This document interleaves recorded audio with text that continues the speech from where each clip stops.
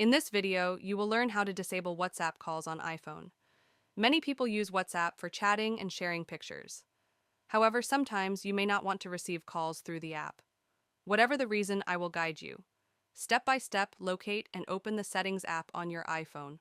Once you're in the Settings menu, scroll all the way down until you reach the bottom section of the page.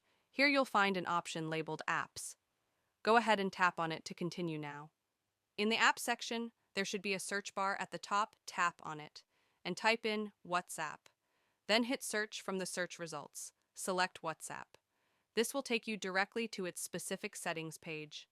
Now that you're in WhatsApp settings menu, it's time to adjust some permissions that are crucial for disabling those pesky calls.